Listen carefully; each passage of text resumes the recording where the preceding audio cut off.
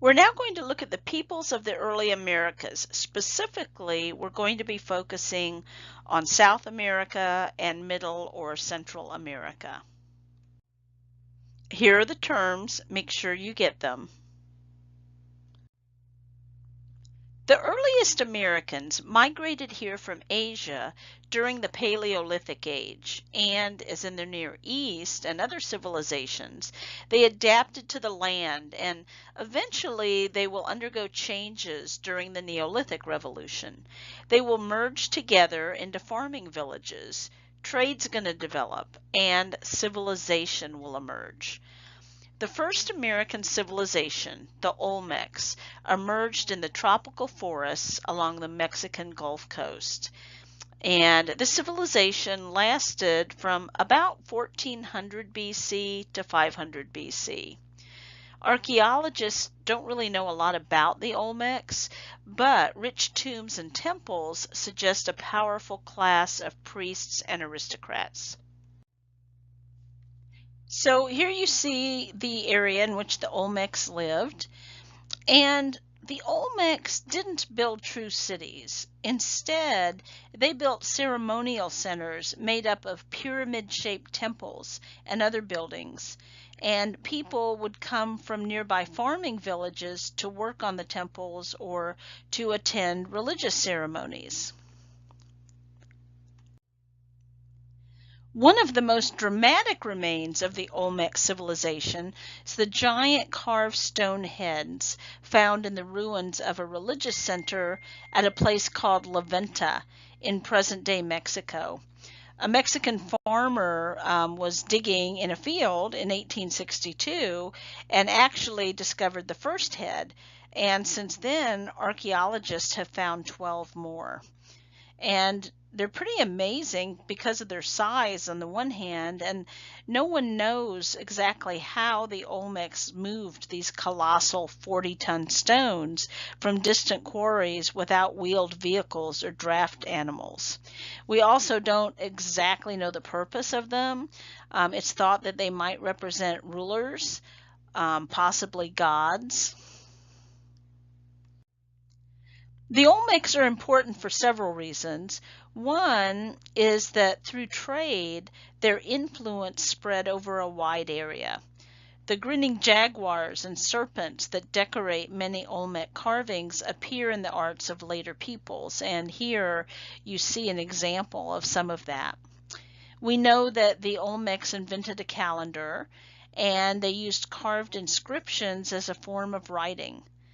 But their most important legacy may have been the tradition of priestly leadership and a religious devotion that became a basic part of later Middle American civilizations. Among the peoples influenced by the Olmecs were the Mayas. Between 300 AD and 900, Mayan city-states flourished from the Yucatan and southern Mexico through much of Central America. Scientists have recently determined how Mayan farming methods allowed them to thrive in the tropical environment. Mayan farmers would clear the dense rainforests and then build raised fields that caught and held rainwater. They also built channels that could be opened to drain off excess water. And this complex system produced enough maize, and that's corn, and other crops to support some rapidly growing cities. Here are some interesting facts about the Mayans. So, the Mayans, it seems, had some peculiar ideas to our way of thinking about beauty. So, for instance, at a very young age, boards would be pressed on babies' foreheads to create a flattened surface. And this was a process that was really widespread among the upper class, and this is because the Mayans felt that flat foreheads were a sign of beauty, very attractive. Another thing that they thought was a sign of beauty was crossed eyes. And so when a baby was very young, they would be beginning they would begin to dangle objects in front of a newborn's eyes until the newborn baby's eyes were completely and permanently crossed. Another interesting fact about Mayan children is that they were named according to the day they were born. Every day of the year had a specific name for both boys and girls, and parents were expected to follow that practice. We also know that they had quite a few excellent medical practices. They were experts at using herbs and nature to create medications to treat people. The physicians actually had an excellent education, and these men were called shamans, and they acted as a medium between the physical world and the spirit world. And they would practice healing. They even had medical knowledge that allowed them to suture wounds, and they would use human hair as sutures. They could reduce fractures. They could fill like cavities and do dental surgeries. They even could make prosthetics, and they could fill teeth, and they would use iron pyrite to fill the teeth. They were also people who practiced blood sacrifice. They practiced human sacrifice for religious and medical reasons. And they still do it today, but they use chickens. So they still have some of the same ceremonies they had years ago, but not with people. We know that they used painkillers. They regularly used hallucinogenic drugs taken from the natural world, and they would use these in their religious rituals. But they also would use them in the day-to-day world, or day-to-day as painkillers. And they would create these or make these out of different types of flowers, plants, herbs, etc. There were at least 80 large cities spread throughout their territory, and these cities were built to uphold ritual and rule rather than to provide homes for the common people. A powerful king and an aristocracy of priests and nobles governed each city. And if you look at this map, you can see the territory that they're controlling.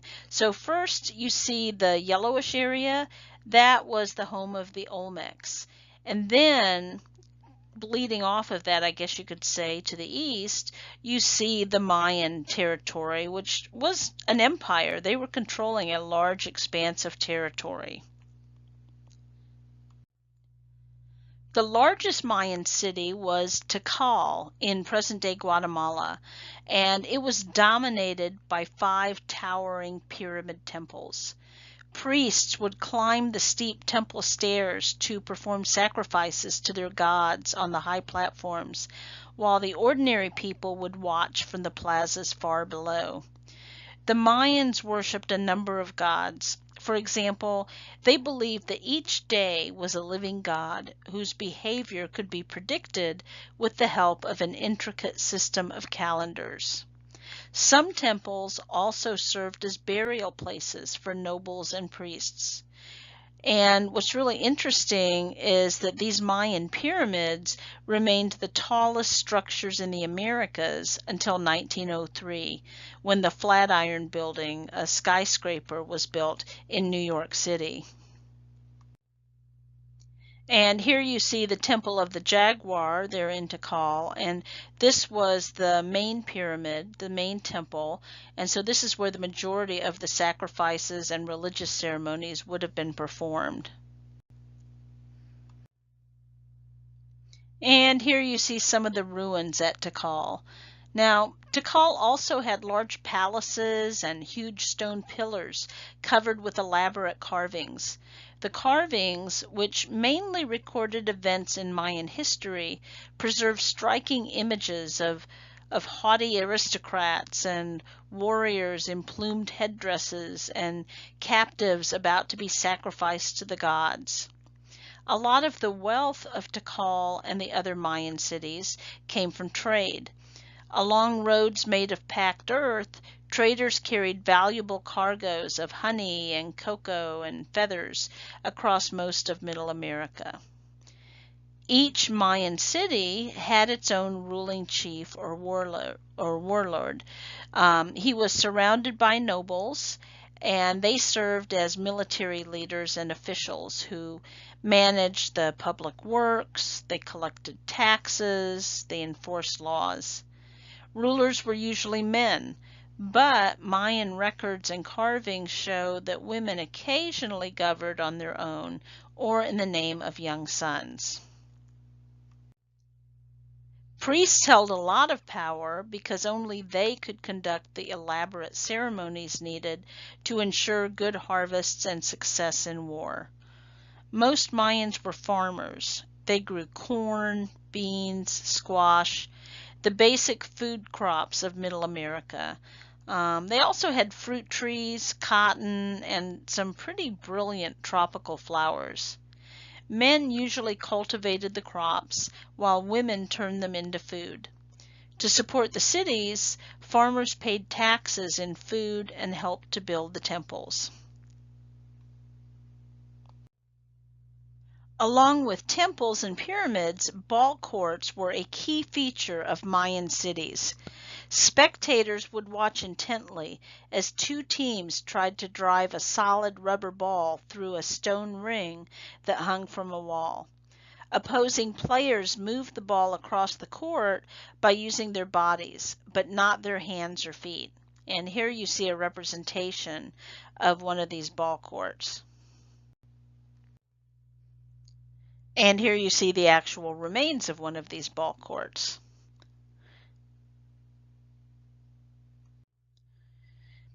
And in spite of protective helmets and padding, what happened a lot was we see collisions with other players, and we see the impact of the hard ball, which resulted in a lot of injuries. And so you see in these pictures, they're wearing padding. You see in the picture to the right, the players trying to get that ball through that small stone hoop. Now, you guys are reading the Popol Vuh, or the Book of Council as it's known. And this is the Mayan book of creation, the story of creation. And it tells the story of a legend that begins in a ball court. Two brothers are so skilled at the game that they arouse the jealousy of two death gods who challenge them to a game in the underworld. The brothers lose and die in sacrifice, but one of the dead brothers had twin sons, the hero twins, who themselves become masters of the ritual ball game. Again, the death gods send a fateful challenge. The hero twins embark on an epic journey through the realm of the dead, where they must pass many tests and overcome many obstacles. Finally, they meet the evil gods on the ball court. They defeat and dismember them and ascend to the heavens to become the sun and the moon. So as you're reading the book, be thinking about that and be thinking about what it tells you about this society, culture, their beliefs, and especially their religious beliefs. You know, how do they feel the world came to be? What role do the gods play in their lives, and what is their relationship to those gods? Along with their magnificent buildings and carvings, the Mayans made impressive advances in learning. They developed a hieroglyphic writing system, which only recently has been deciphered, and many archaeologists actually consider it to be the most sophisticated writing system developed in Mesoamerica.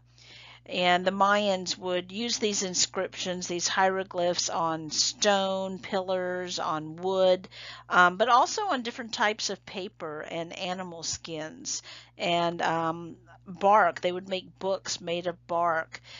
And it has recently been deciphered, and of all of the writing systems in Mesoamerica, this one has been deciphered the most, which is pretty interesting.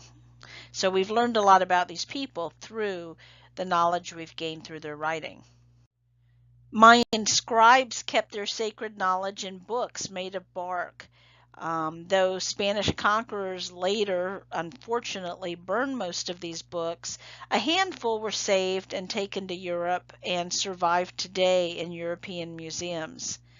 Now, Mayan priests needed to measure time accurately in order to hold ceremonies at the correct moment. As a result, many priests became expert mathematicians and astronomers. They developed an accurate 365-day solar calendar, as well as a 260-day religious calendar based on the orbit of the planet Venus. Mayan priests also invented a numbering system and understood the concept of zero long before Europeans acquired this idea from India through the Arabs. They also, through one of their calendars, anticipated that the world was going to come to an end on December 21st of 2012. Luckily, that hasn't happened.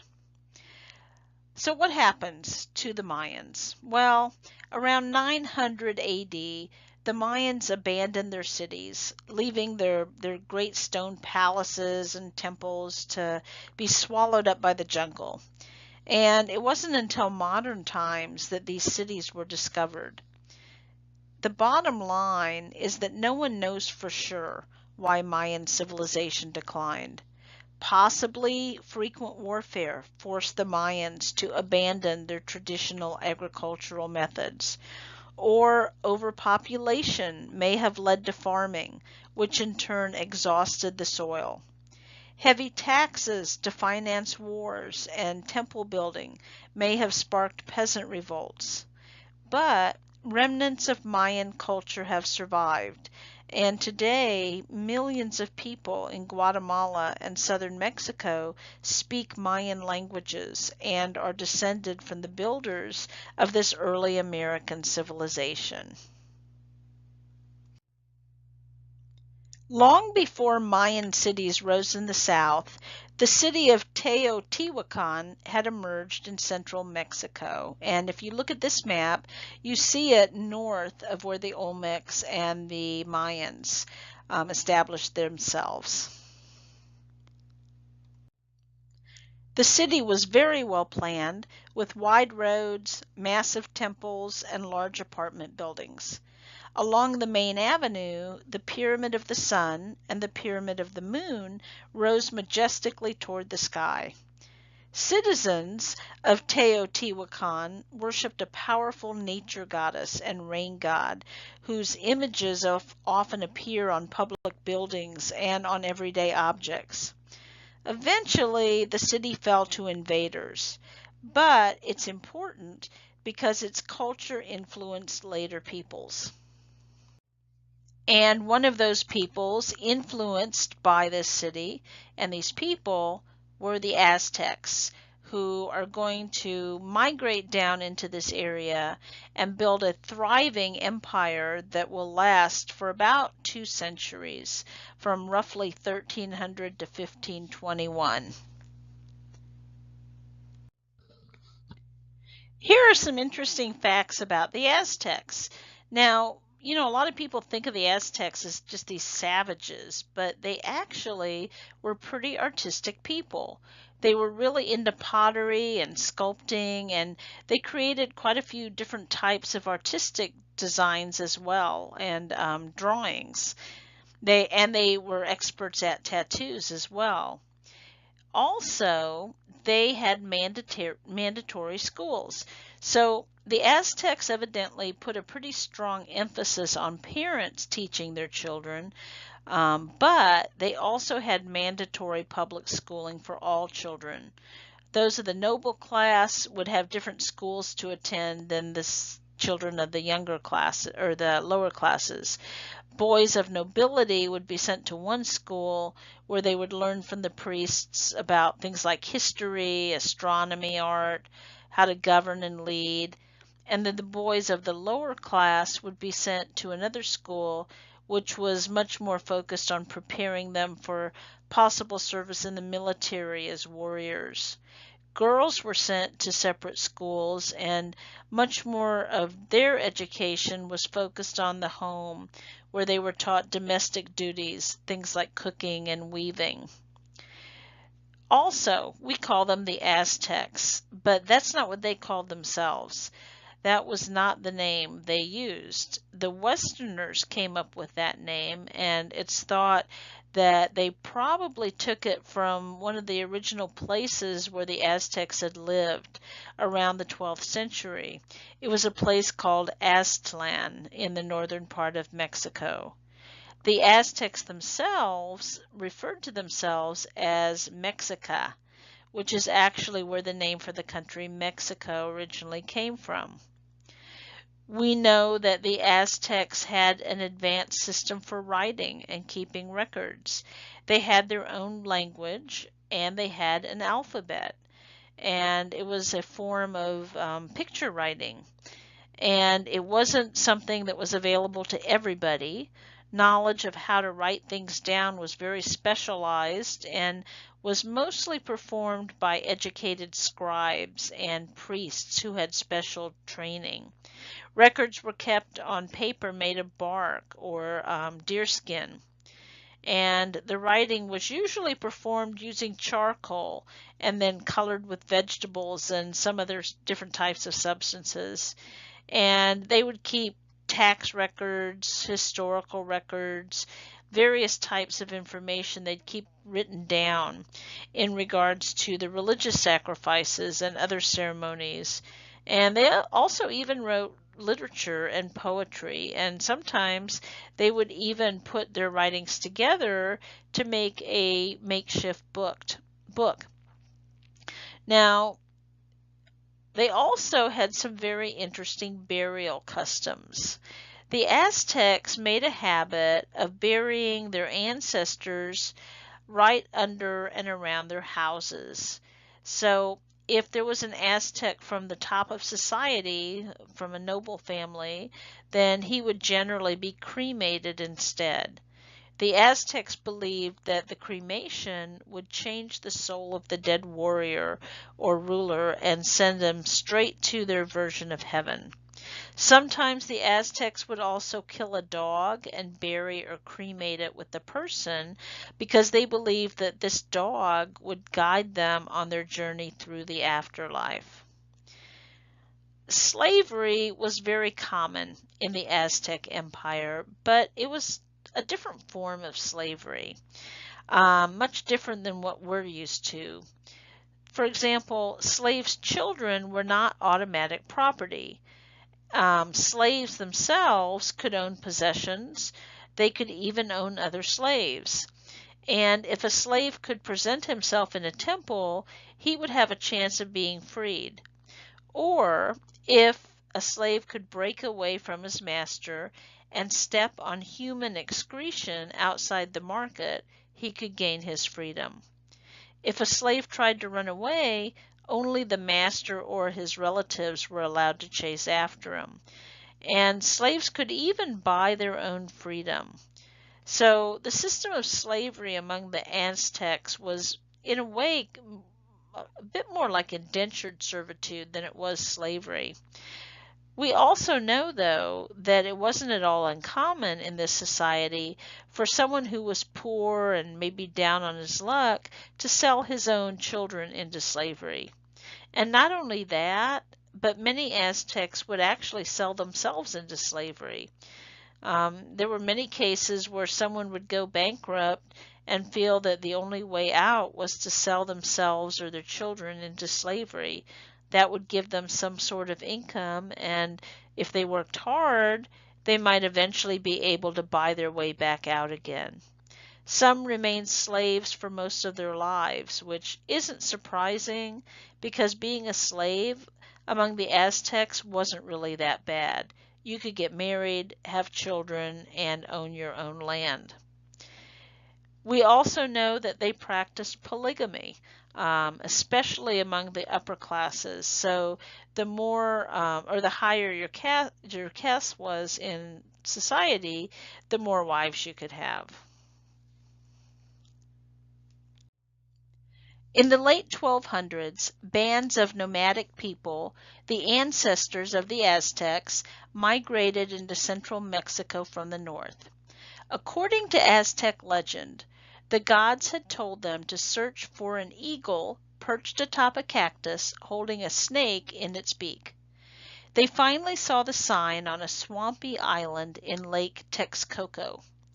So they settled in, and once settled, they shifted from hunting to farming. Slowly, they built their capital city, or what became their capital city, Tenochtitlan, on the site of present-day Mexico City. As their population grew, the Aztecs found some pretty ingenious ways to create more farmland, because remember, they're living on an island. So what they end up doing is building artificial islands made of earth piled on reed mats that were anchored to the shallow lake bed.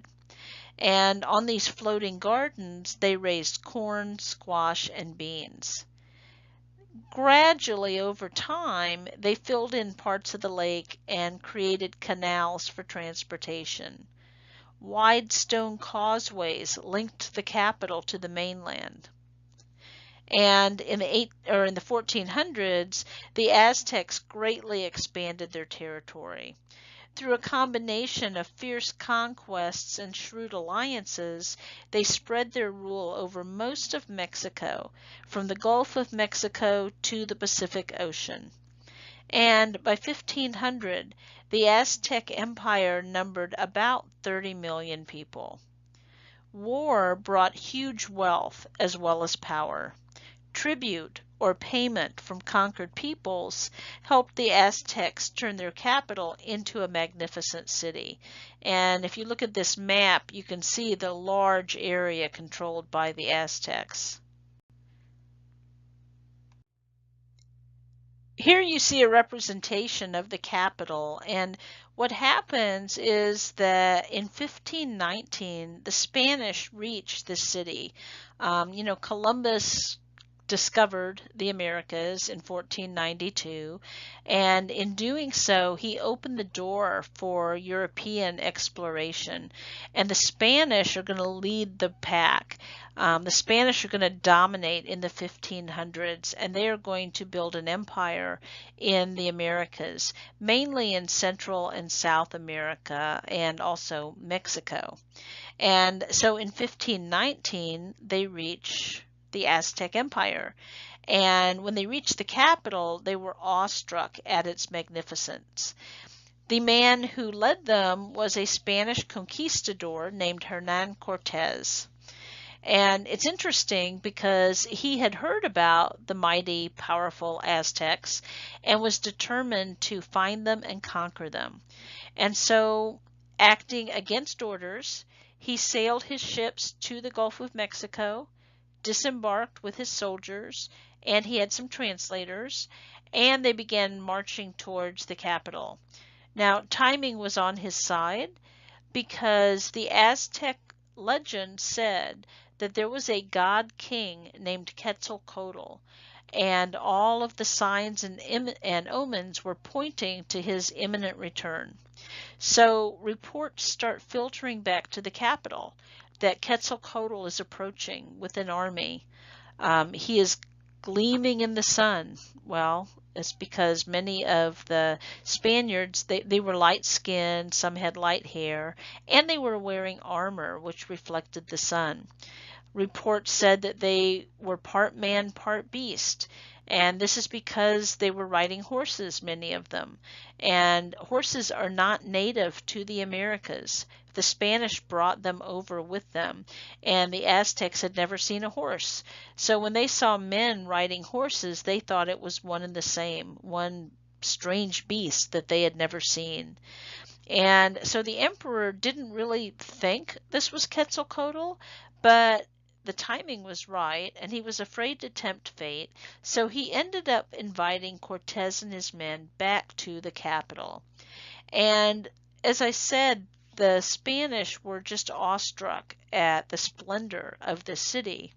And here is how Cortez described the city. He wrote, quote, The city has many squares where markets are held and trading is carried on. There is one square where there are daily more than 60,000 souls buying and selling, and where are found all the kinds of merchandise produced in these countries, including food, products, jewels of gold and silver, lead, brass, copper, zinc, bones, shells, and feathers." End quote. So from its temples and palaces to the zoos and floating gardens, this was a city of wonders. And it was a very large city, 1 million inhabitants, larger than any European city at the time. It was also much cleaner than any European city at the time. It was large and beautiful, and the buildings were whitewashed, and the people themselves were fairly clean. The Europeans, they didn't bathe. They lived in filth for the most part. This city was also the center of a well-ordered empire. And here you see another view of the city. Now, unlike the Mayan city-states, each of which had its own king, the Aztecs had a single ruler. The emperor was chosen by a council of nobles and priests to lead in war, but he was a religious as well as a political ruler. Below him, nobles served as officials, judges, and governors of conquered provinces. They enjoyed special privileges like wearing luxurious feathered cloaks and gold jewelry. Next came the warriors, who could rise to noble status by killing or capturing enemy soldiers. The majority of people were commoners who farmed the land. At the bottom of society were the slaves, mostly criminals or prisoners of war. Despite their low status, though, slaves' rights were clearly spelled out by law. For example, slaves could own land and buy their freedom. We also see a class of long-distance traders who ferried goods across the empire and beyond. From the highlands, they took goods like weapons, tools, and rope to barter for tropical products, such as jaguar skins and cocoa beans. They also served as spies, finding out new areas for trade and conquest. The priests were a class apart. They, along with the emperor, performed the rituals needed to please the many Aztec gods and prevent droughts, floods, or other disasters. The Aztec religious system was pretty complex, and it involved the worship of many gods. The chief god of the Aztecs was Huitzilopochtli. This was the sun god. His giant pyramid temple towered above the central part of the city. And the Aztecs believed that this god battled the forces of darkness each night and was reborn each morning. According to the Aztec legend of the 5 suns, the universe had been created and destroyed 4 times in the past. People living under the first sun had been destroyed by jaguars. People living under the second sun were swept away by wind. People living under the third sun perished in the fire and ash of volcanoes, while those living under the fourth sun had been swallowed by water. The 5th sun represented the time of the Aztec Empire.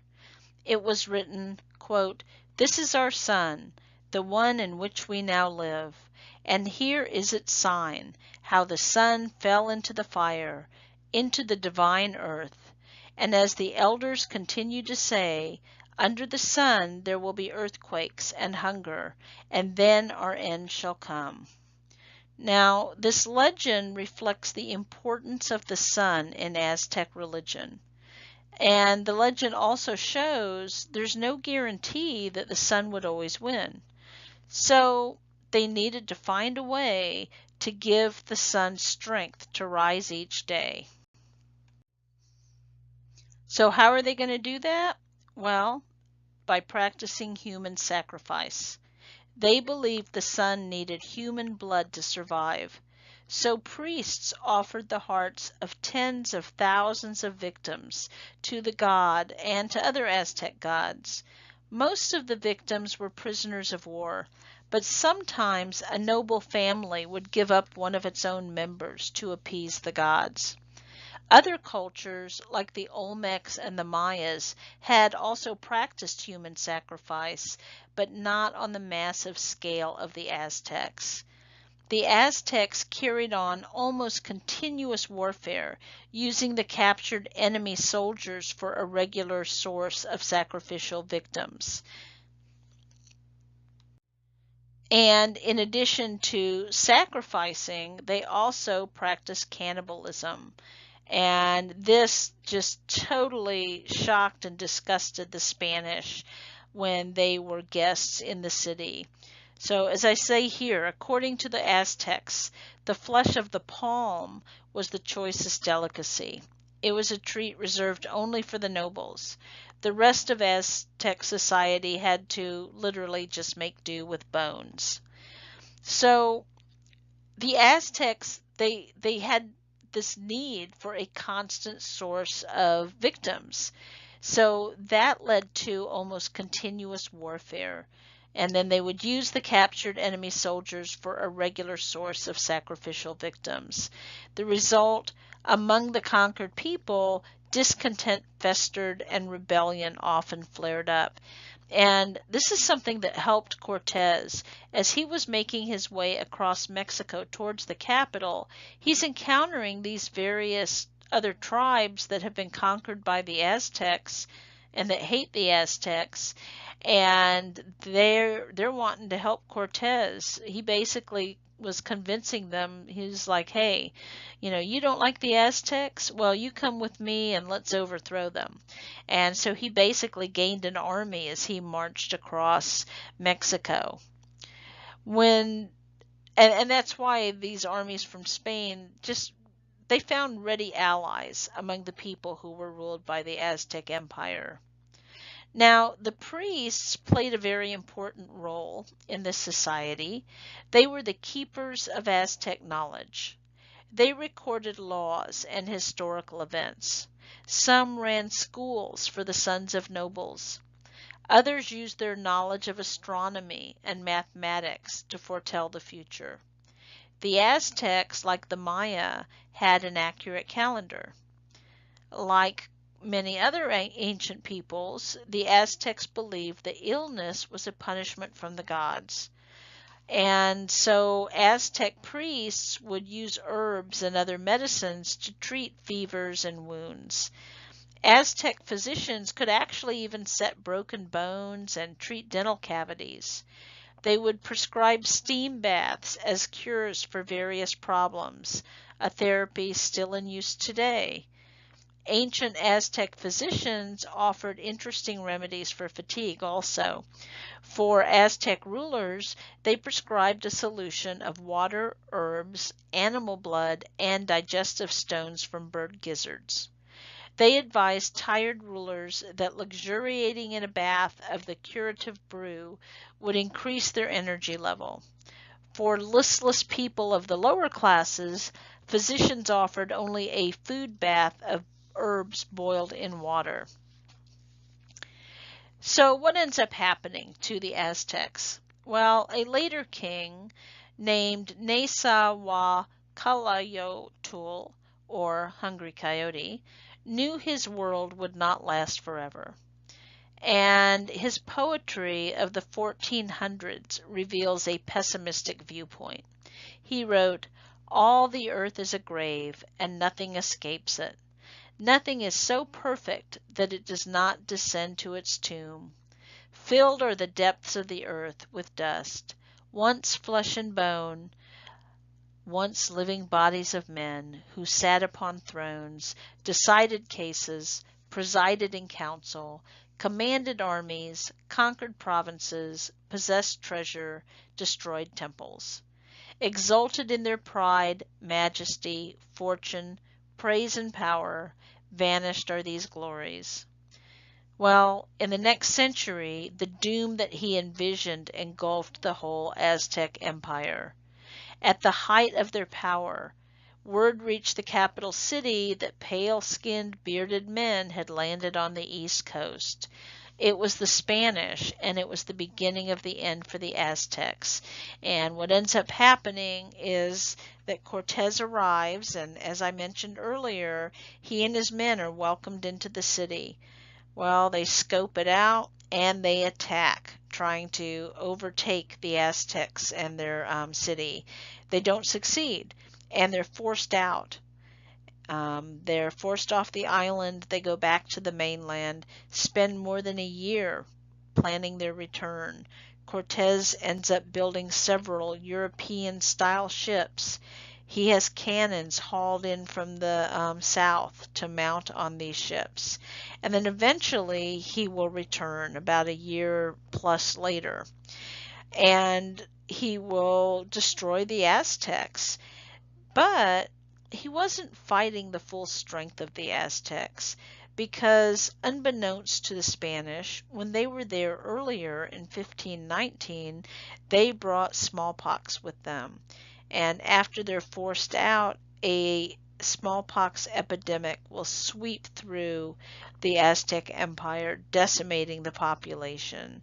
And so the bottom line is that Cortez and his men do destroy the Aztecs, but they're not fighting against the full strength of the Aztecs. Once they're done, they will destroy the beautiful city, raze it to the ground, and then build another European-style city on its site. And that is what will become Mexico City. One scholar who spent years studying the Aztecs and their practices arrived at the conclusion that the reason the Aztecs may have practiced cannibalism is because of a lack of protein in their diet. Basically, he said they didn't eat enough meat, and so they were lacking certain proteins, and they were getting what they needed through the cannibal practices. Was this the case? We're not sure, but it's a possibility. So picture this. The Incan priest lifted a golden cup to the rising sun, a gesture to honor his divine ancestor. And then he entered the temple, where sunlight glinted off the golden statues along the walls. A priest placed a bundle of fibers on the altar. With a copper mirror, he directed the magical power of the sun's rays to explode the fibers into flame. Other rituals followed. Priests sacrificed a llama and prayed for success in the coming year. When the ceremonies ended, horns blared the news to the crowds outside the temple. A shout rose, "Haile, victory!" Reed pipes, flutes echoed just the happiness of the people as they prepared for a day of feasting and dancing. This ceremony honoring the sun god took place each year in Cuzco, which was capital of the Incan Empire of Peru. By the early 1500s, the Incas, like the Aztecs, ruled a powerful empire. They were actually, though, the descendants, I guess you could say, of several other earlier cultures which left their mark on the same region and which would lay the groundwork for what would become the Incan Empire. So who were these early people? Well, the earliest of them was the Chavin culture in the Andes mountain region. And there, around 850 BC, people built a huge temple complex. So they lived in what's today Peru, along the western coast of South America, and here you see some of the Chavin ruins. And this would have been part of a temple complex. Stone carvings and pottery show that the Chavin people worshipped a ferocious-looking god, part jaguar and part human, with grinning cat-like features. The arts and religion of the Chavín culture are important because they're going to influence later people of Peru, including the Incas. So they begin laying the groundwork for this powerful empire that's going to emerge later. Then we have the Mochica. Between 100 and 700 AD, the Mochica people forged an empire along the northern coast of Peru. Their leaders had roads built and organized networks of relay runners to carry messages, ideas, something that the Incas would later adopt. Remains of Mochica cities and temples are still present in Peru. To build one temple, workers had to produce 130 million sun-dried adobe bricks.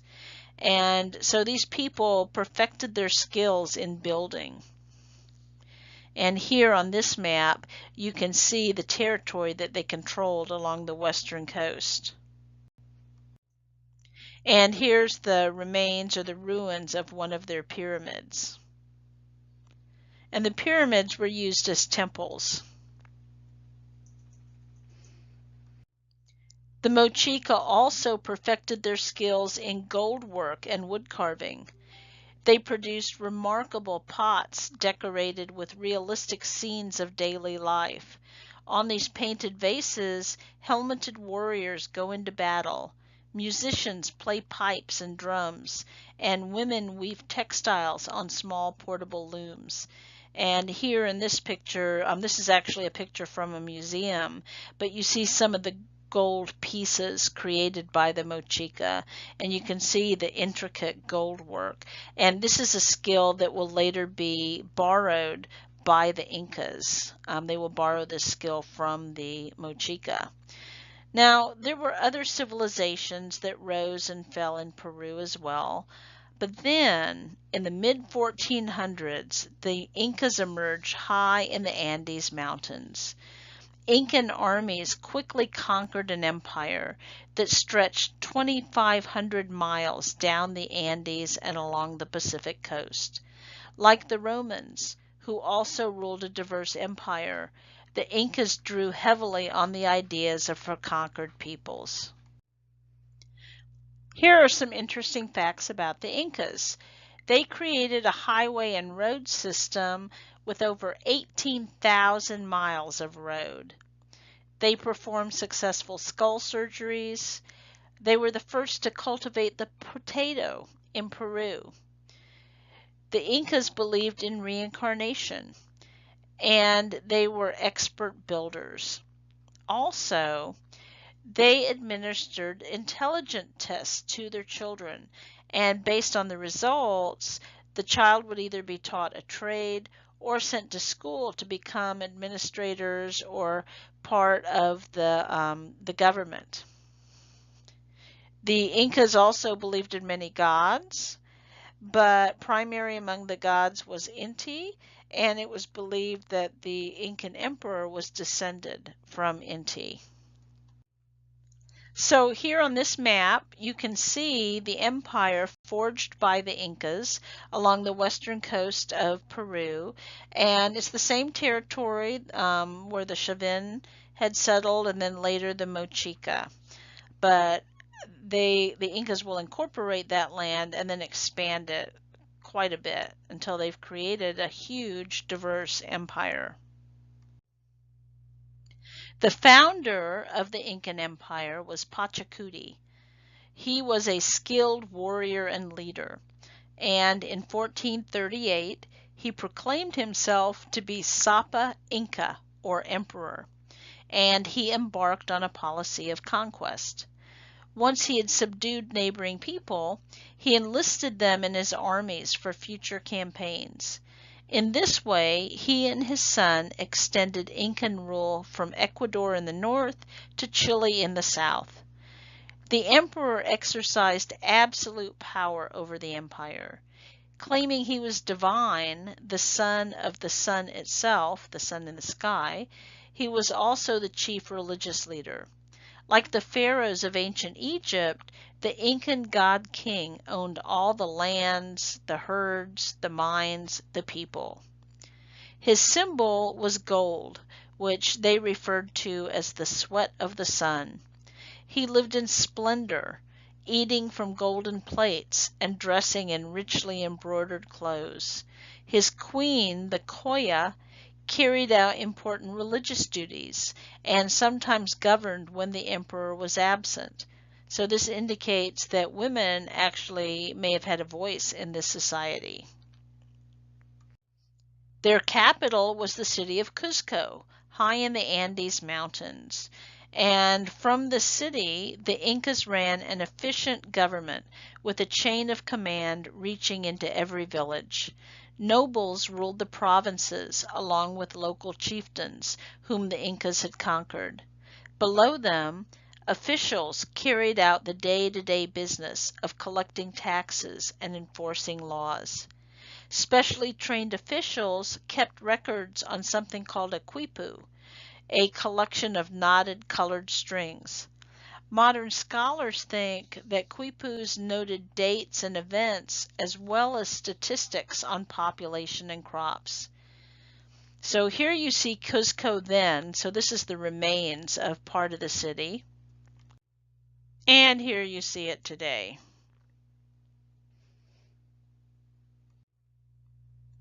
And here you see another well-known city, perhaps the most well-known. This is the city many people think of when they think of the Incas, Machu Picchu, which sat high on the top of a mountain in the Andes. And it's thought that this city may have actually been built as an estate for Pachacuti. Not entirely sure, but most likely that was the case. We do know that it was a thriving city for quite some time, but it was abandoned around the time of the Spanish conquest. To unite their empire, the Incas imposed their own language and religion on the people. They also created one of the great road systems in history. It wound more than 12,000 miles through mountains and deserts. Hundreds of bridges spanned rivers and deep gorges. Steps were cut into steep slopes and tunnels dug through hillsides. Even more impressive than the roads that united the Roman Empire, the Incan road system was unmatched until modern times. The roads allowed armies and news to move rapidly throughout the empire. At regular stations, runners waited to carry messages. Relays of runners would carry news of a revolt very quickly from a distant province to the capital. The Incas kept soldiers at outposts throughout their empire. Within days of an uprising, they would be on the move to crush the rebels. Ordinary people, though, were restricted from using the roads at all. All roads led through Cuzco. In the heart of the city stood a great temple. So in the heart of the city stood the great Temple of the Sun. And this was the major temple in Cusco. It was actually part of a larger religious complex. And this was the center of religion in the city as well as the center of politics. The interior walls of the temple were lined with gold. Like Incan palaces and forts, the temple was made of enormous stone blocks, each one carved and polished to fit exactly in place. The engineering was so precise that although no mortar was used to hold the stones together, Incan buildings have survived severe earthquakes. So think of the pyramids in Egypt. You know, as I said, those huge stone blocks, also so precise that no mortar was necessary. The Incas strictly regulated the lives of millions of people within their empire. People lived in close-knit communities called Aylus, and that's Ayllus. Leaders of each of these carried out government orders, assigning jobs to each family and organizing the community to work the land. Government officials arranged marriages to ensure that men and women were settled at a certain age. Farmers expanded the step terraces built by earlier peoples. On steep hillsides, they carved out strips of land to be held in place by stone walls. Terraces kept rains from washing away the soil and made farming possible in places where flat land was scarce. Farmers had to spend part of each year working land for the emperor and the temples as well as for their own communities. The government took possession of each harvest, dividing it among the people and storing part in case of famine. Like other peoples, the Incas were polytheistic, worshiping many gods that were linked to the forces of nature. People offered food, clothing, and drink to the guardian spirits of the home and the village. Religion was tied to the routines of life. Each month had its own festival, from the great ripening and the dance of the young maize or corn to the festival of the water. Festivals were celebrated with ceremonies, sports, and games, and a powerful class of priests served the gods, celebrating their special festivals and tending to their needs. And at the center of it all was the Temple of the Sun. Now, initially, the walls of the temple were lined with gold. Much of it was taken by the Spanish when they conquered the Incas, but here you see a large piece of gold that was taken from the interior. This would have been on the wall. The Incas worshipped many gods, but chief among them was Inti, the sun god. His special attendants were a group of young women known as the Chosen Women, and they played a key role and an honored role in Incan religious rituals. So here's the scene.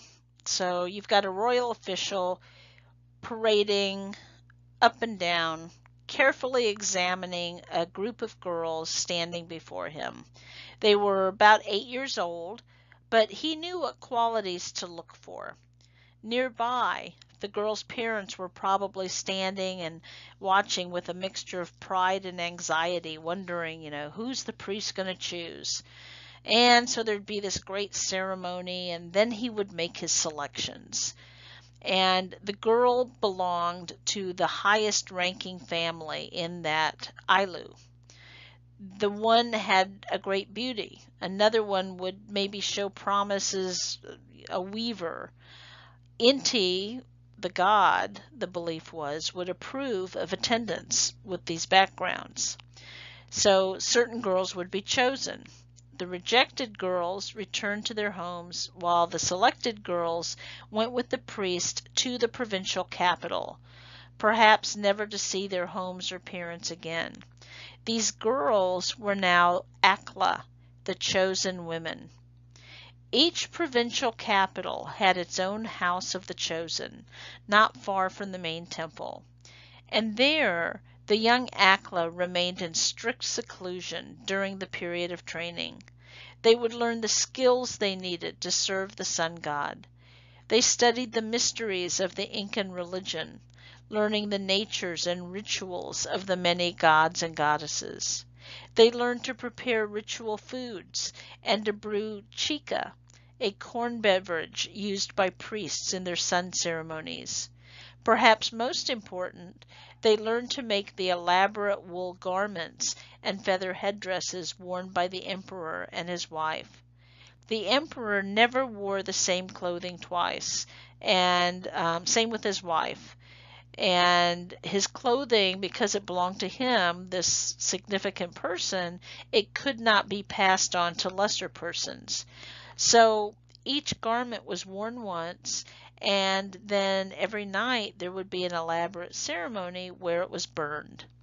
To meet the constant demand for royal clothing, the Akla developed legendary skills in the art of weaving.